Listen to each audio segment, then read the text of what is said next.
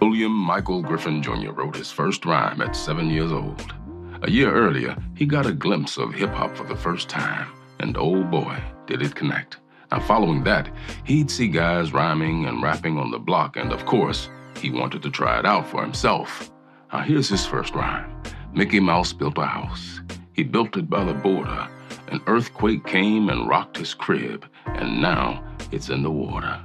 He figured that with some life experience, some work on his vocabulary, and some DJing skills, he could get really good at this new pop culture phenomenon that was taking over. Without a doubt, he did just that. Welcome to House of Words, a podcast about writers, rhymes, and lyrics. I'm your host, Jason Nemore Harden, proud to invite you to another episode as we explore the roots and rhymes of legendary MC and lyricist, Rakim.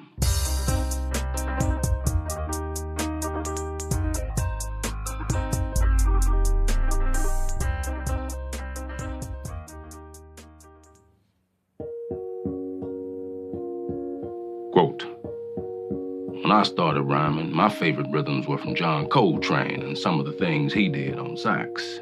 And certain rhythms that I hear on drums, I try to emulate with my words, dropping on the same patterns that them beats or them notes would hit. End quote.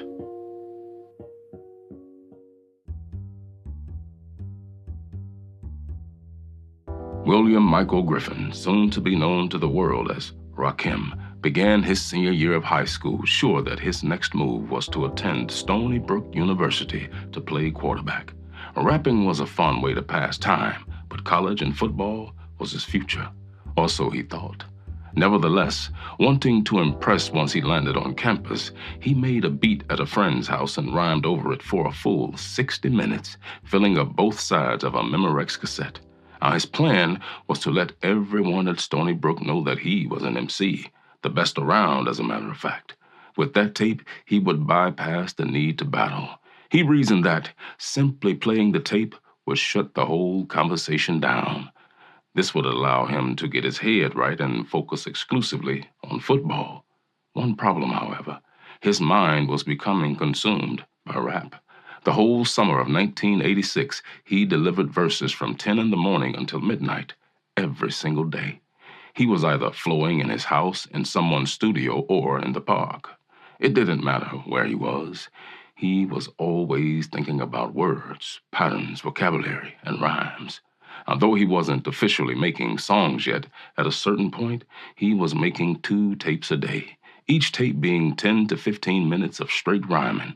No structure, no hooks, no choruses, just exercising, refining, fine-tuning the craft. Now, a few days after he'd made a particularly good tape, his friend Alvin Toney knocked on his door accompanied by a tall individual William didn't know. And though he'd told Alvin that he didn't like anyone bringing folks he didn't know to his door, he gave it a pass this time. You see, Alvin told him that this unknown person knew Marley Marl and Mr. Magic. Marley Marl was the hottest producer at the time, while the strength of Mr. Magic lay in being a radio DJ at WBLS, one of the few stations spinning rap records at the time. Impressed, William, Rakim, invited them in. The unknown fellow was Eric B., born Louis Eric Barrier. Now, he told Rakim about his plans to make a DJ album consisting of his beats laced with rhymes from all the best MCs he'd met in his travels. Now, he'd been asking people around town who they considered the best MC. Well, the answer that he most often received was Rakim. Now, this led him to Alvin Toney, which then led to Rakim's doorstep. After introductions and entering the house, Rakim put on the tape he'd put together to impress at the university. A mere 5 minutes into the tape, Eric B. told Rakim that they should get over to Marley Marl's and record immediately. And Rakim told him that he couldn't sign a contract, seeing as a contract would be in violation with his college football career. Eric's reply, no problem, going further to say that he could be a guest on his record, thus sidestepping the need for a contract. A week later, Eric B. and Rakim were on the train from Long Island to Queensbridge Houses, New York, on their way to Marley Marl's studio.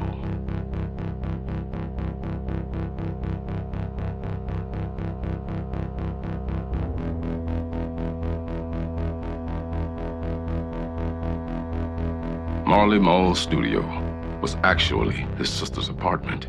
Now, despite being an apartment, it was also the place where artists like MC Shan, Roxanne Shante, Biz Markie, and some years later, the likes of Nas made some of their hottest records. Now, Rakim walked past the kitchen and into the living room, which was full of mixing boards, keyboards, speakers, drum machines, tons of vinyl records, and a microphone. Rakim, Eric B., and Marl sat on the couch and talked music for a while, figuring out what they wanted to do. Eventually, Rakim handed the Stony Brook tape to Marley Marl, who began playing it. Marl added some music to one of the beats Rakim had created. Once finished, he handed Rakim the mic, telling him it was time to start laying down some verses. Rakim used rhymes from the Stony Brook tape, in particular, lines from a song he called My Melody. Now, sitting on the couch in the living room felt right.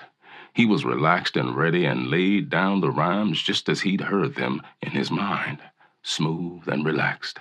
Marl's feedback was simple. He said, "Yo, that was dope. Let's do it again with a little more energy." You see, at the time, it was the norm for rappers to do a shouting style of rapping when on the mic, a style cemented by the likes of Run DMC, LL Cool J, among others. It was forceful and tough. Though Rakim did respect them and the style, he didn't want that sound for himself. He considered his lyrics to be more thought-provoking and reasoned that if people were going to listen to what he had to say, he would be better off with a calmer, more relaxed delivery. In the park, it made sense to yell, but in the studio, he noticed that he could rhyme without yelling. He favored the more conversational approach for several reasons, one being the control it gave him over his voice.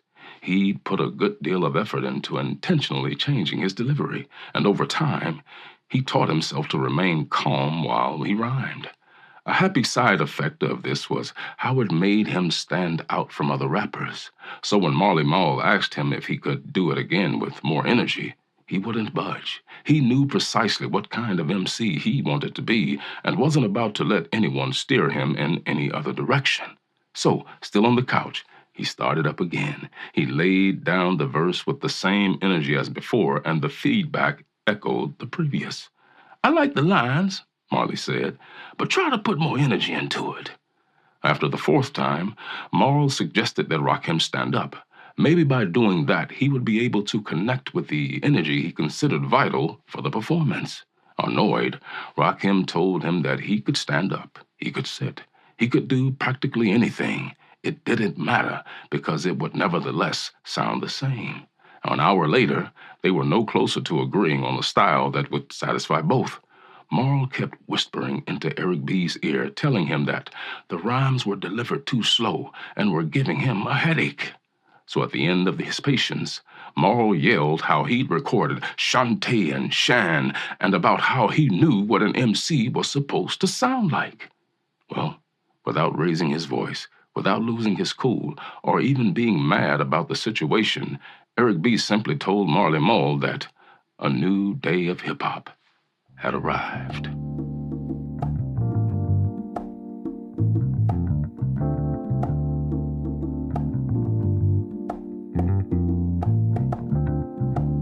After the session at Marley Marl's studio, Eric B. and Rakim headed back to Rakim's house, straight to the basement.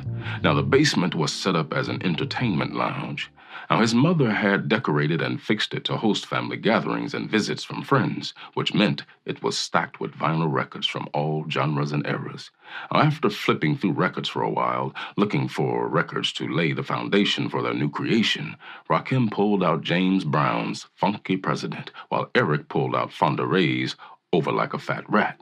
Now, Rakim spat out his drink as he burst out laughing. It was ridiculous to think that those two songs could mix well together. Now, he made his thoughts known to Eric, but Eric was adamant. And wouldn't you know, it worked. Rakim put his pencil to work. Thus, the lyrics spilled out onto the page. In a matter of a couple of hours, they had a new song. On the following night, they went back to Marley Marl's studio. This time around, however, Marl didn't complain about the young MC's energy. He simply let him do his thing. Now, Eric B. titled the track, Eric B. is President. Ironically, the phrase is never even mentioned in the song. The title derived as a tribute to James Brown's Funky President, and also as a way to build his own reputation as a famous DJ. And needless to say, it worked.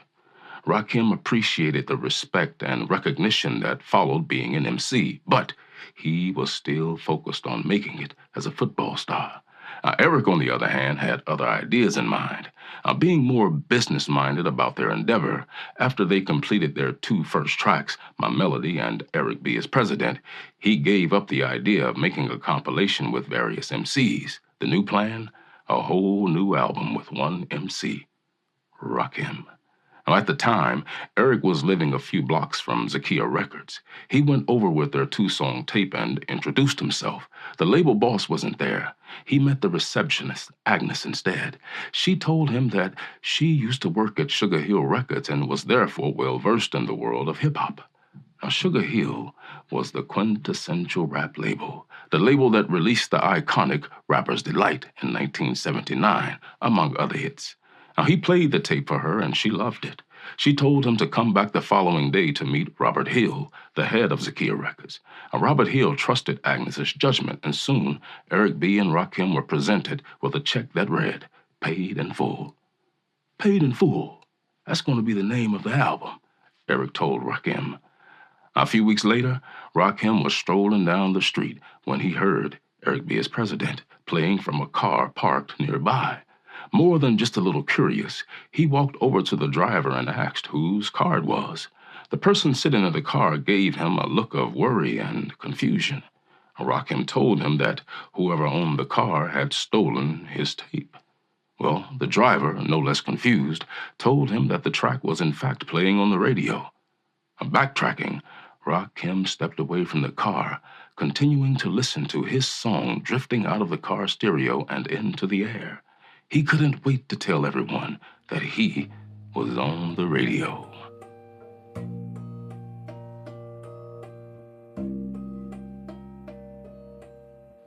Concerning style, structure, and routine, when setting up tracks and writing lyrics, Rakim would go into the studio without any knowledge of what he was about to write.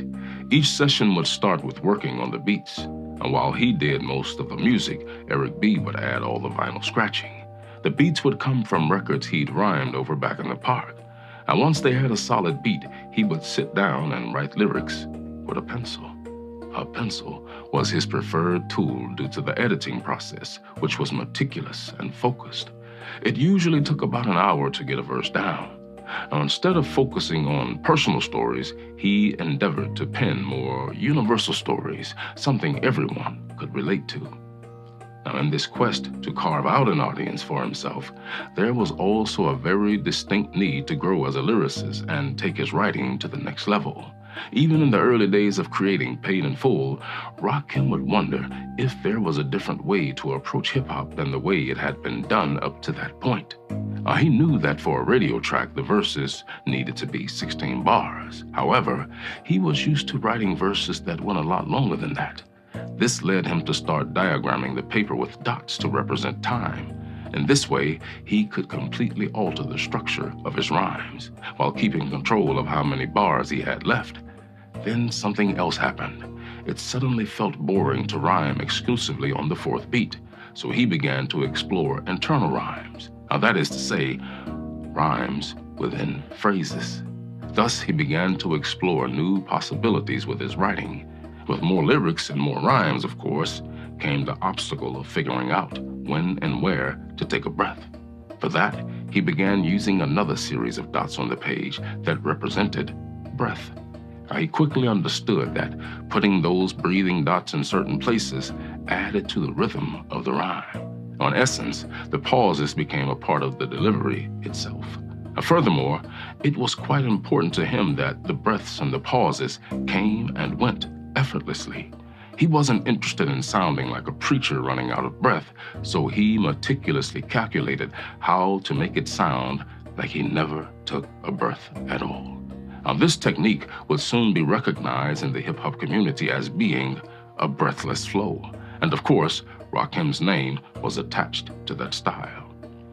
Now, he preferred recording straight through the whole track in one take. He recorded all the verses on Paid in Full in either 2 or 3 passes, rhyming the whole verse straight through. To him, the beginning of a song was crucial. Thus, he decided to start by saying something memorable in that opening line, something that would stick in the mind. The ending, well, that depended on the mood created by the verses. Sometimes it would be a decline into a smooth ending if the theme of the track demanded a few calm bars as it came to a conclusion. Other times, it would build up steam as it went on and on and on into an explosion at the end. As for the choruses, in contrast, they were usually just a few words, something nice and catchy, something the crowd could join in on. On the verses, those were his, and his alone.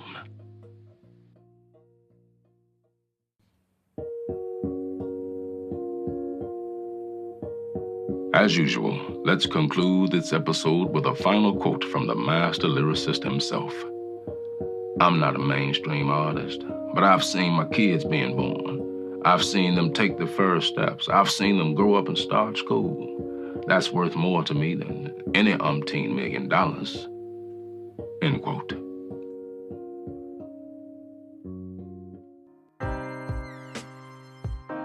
Thank you for listening. I hope you've enjoyed this episode and will spread the word about the podcast. Once again, I have been your host, Jason Nemore Harden. We here at House of Words ask that you please consider helping to make this show easier to produce and more frequent by contributing on our Patreon page at patreon.com/houseofwords or paypal.me/houseofwordspodcast. Alternatively, you can like, share, and subscribe to our YouTube page and encourage others who may find what we offer interesting to do the same at House of Words Podcast. Every little bit helps, more than you might think. Until next time, keep turning those pages.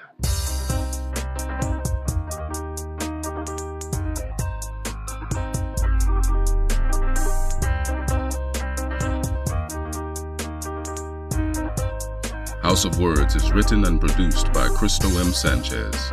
Narrated and written by me, Jason Nemore Harden. And music by Creature 9 and Wood. All rights and ownership belong to Crystal M. Sanchez and Jason Nemore Harden.